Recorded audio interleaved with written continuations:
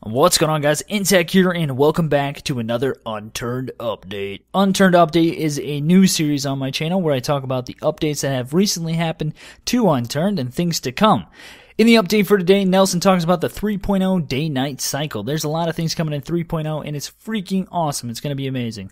He talks about how these past several days he's been working on huge improvements to the day-night cycle, roads and objects, and inventory systems. So I'm just going to go ahead and read exactly what he wrote, so that way we have it word for word, right from Nelson himself. He talks about how you now have complete control over the day-night cycle with the editor. So talking about the editor and being able to do a lot of different things, you now have complete control over that. The cycle looks nicer, and moon stages are supported. He talks about how zombies will be affected by the full moon. Doesn't say what exactly is going to happen, but he just says they're going to be affected, so maybe they can run faster or something. Who knows?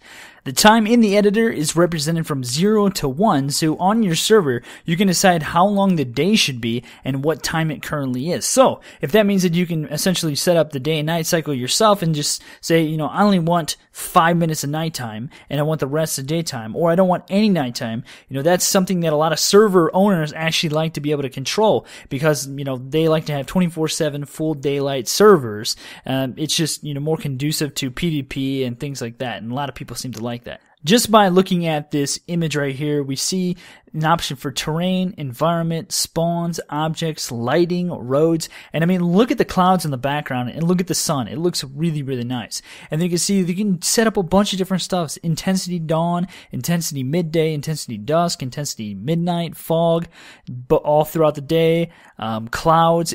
There's a lot of stuff that you can do with the editor, and it's pretty freaking awesome. So I'm really looking forward to making my own stuff, because that's something that I really like to do in most games. And then also, if you look at the nighttime image, you can see that you can change the colors. You can actually make darker, or, you know, specific colors if you want to kind of have some kind of weird haze, Halloween style kind of haze or something. Who knows? But it looks like you can do quite a bit of different stuff, and like I said, that's pretty awesome, and I really, really do like to do that myself. So it's going to be really cool to mess around with. He also goes on to show and talk about how the road tool is in, and it is very useful, and then he wishes that he had it for the roads on PEI.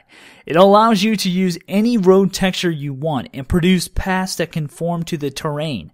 You can even adjust it to suit things like 4-lane highways and train tracks. So, what does that mean for trains, or does that just mean, you know, you can actually just lay down train tracks? And there's a ton of possibilities with this game, and I just say right now, let's not rule out anything, because in addition to the level editor and modding support that's on the way, there can be a lot of different things that can happen with this game and make it even more awesome than it already is. And so if you look in this image, you can see that you have it looks like concrete, an option for concrete. You can change a couple different parameters. And then it also obviously looks like you can turn them and make them go a specific way, or have like curvy roads or something like that. So that's pretty cool. He also talks about how objects can now be imported through the editor and spawned into the level, which is obviously a good thing. And then he says items have physics now, which is possible due to the new way servers handle them. This must be the image that he posted earlier with the massive amount of clips in a farm.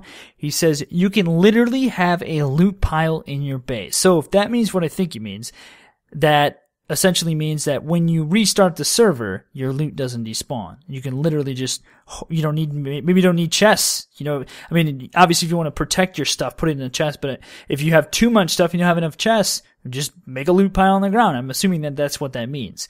And then he also talks about the inventory system, and he says that it's still going to be expanded on, but the inventory is way better than it was on Monday. Item icons are now rendered from the actual model, which means you can see your attachments even in the inventory screen, as well as the ability to scale for any use. And then he also says, please post any ideas you have on how to make it better in the comment section below. So if you need to post any comments or you have any thoughts, go to the Steam community page and post a comment underneath today's update. He says the next few days he'll be working on cleaning up existing features, adding the ability to create loot tables, as well as harvesting resources. You can expect more news on Sunday. Swapped news with update because it was confusing. I'd also like to respond to questions about the next development live stream. Once all the editor functionality is in and initial preview features are ready, I'll be streaming the work behind the test map so you can see how it works. So that's it for Unturned Update. Hopefully you guys enjoyed the video. If you did, click the thumbs up button below. Feel free to subscribe if you're new to the channel. I'm really looking forward to 3.0. I know a lot of people are. It's gonna be freaking epic. So just get hyped right now. Anyway, till next time, guys, stay safe out there.